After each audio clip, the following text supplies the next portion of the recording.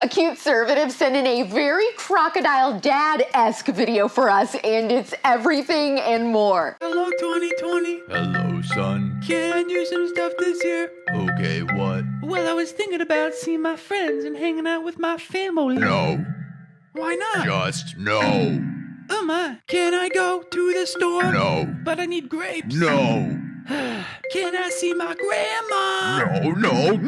What about my papa? Okay. Wait, really? No. Can I go to the store? No. But I need grapes. Just no. Is bragging about buying an $88,000 purse tone deaf during the pandemic? Cardi B fans seem to think so. Goya names AOC Employee of the Month, and the girl who grew up in the Home Alone house reveals what her childhood was like. I'm AlexClark, and this is POPlitics.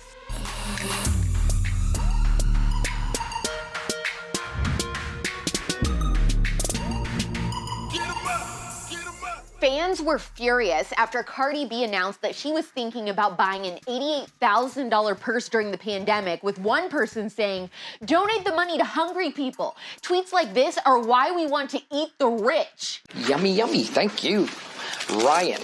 Another fan wrote, "It just speaks to your privilege that you could spend that much on a handbag. That's more than most people make in a year." We always mad for some reason. A third user said, "Wow, this comment is so superficial, especially to post during a pandemic when so many people are suffering. LOL, I can't believe she would tweet this now." I'm done with you.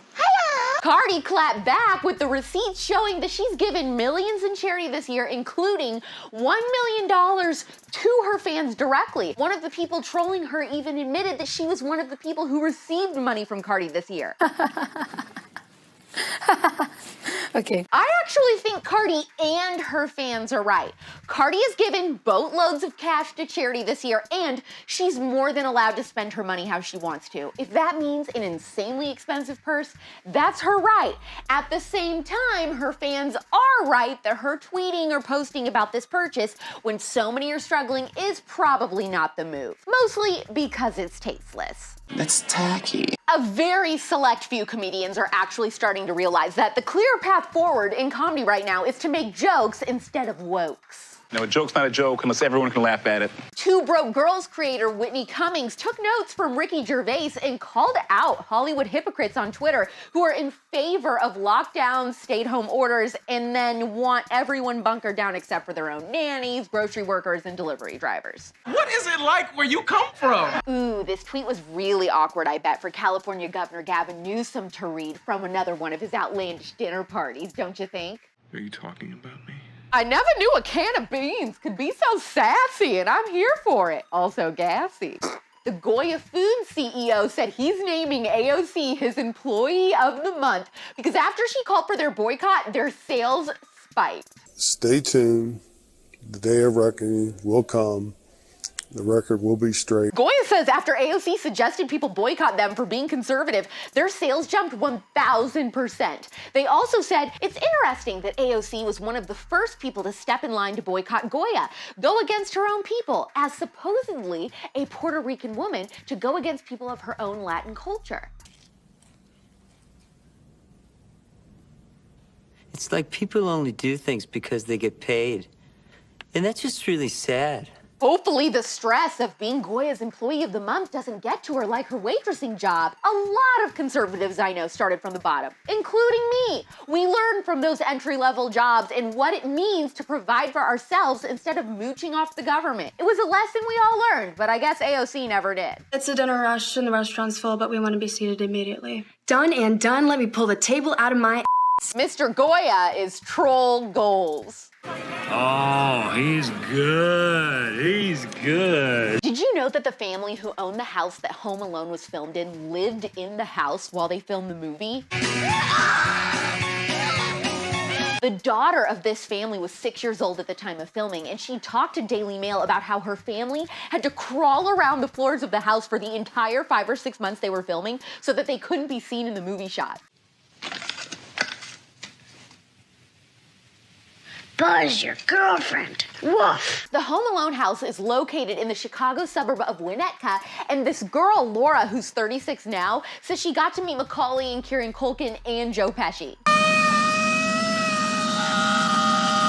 The house became an instant tourist attraction, and Laura said hundreds of cars would line up on her street to see her house, which her family thought was really fun.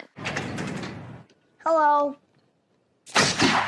Laura's parents decided to sell the house in 2012, which she's still sad about. Even though she lives in the same area, she said it's too hard to go see the house. Yeah, I would be sad too. That's one of the most beautiful houses ever. I'm obsessed with those like Midwest style homes. I dated a guy once whose house was exactly like the Home Alone house, and he wasn't happy when he took me home for the holidays and I yelled, "Merry Christmas, you filthy animal," to his mother when I first met her. Merry Christmas, you filthy animal. Our new merch drop is selling fast again. Remember, you need to order any and all merch by December 14th for a guarantee that you will get it in time for Christmas. Hopefully, you've already ordered yours by now if you wanted to wear it at SAS next week in West Palm Beach. There was also a restock on everything from our first merch drop as well. I know a lot of you wanted the cinnamon roll hat, which, by the way, would look perfect with this Barbie Dreamhouse long sleeve. Like, I thought about that when I put it on this morning. The 2XL size in the CUTEservatives cinnamon roll hoodie is out of stock already, but it will be in stock at SAS if you're going and you want to buy it there, and it will be available again after Christmas. Sorry guys, this stuff goes fast. That's why I really stress that you gotta order it as soon as possible. POPlitics is available, by the way, on all your podcasting apps, Apple Podcasts, Spotify, all of them, iHeart, whatever. You can leave us a 5-star review, and that helps us to climb the podcast charts and for people to discover us. Don't forget to like this episode, leave us a comment, share it to your stories. We're back tomorrow at 4 p.m. Eastern, 1 p.m. Pacific. It's pop culture without the propaganda every single day. I'm AlexClark, and I'm going to the store in my merch to buy some grapes. No.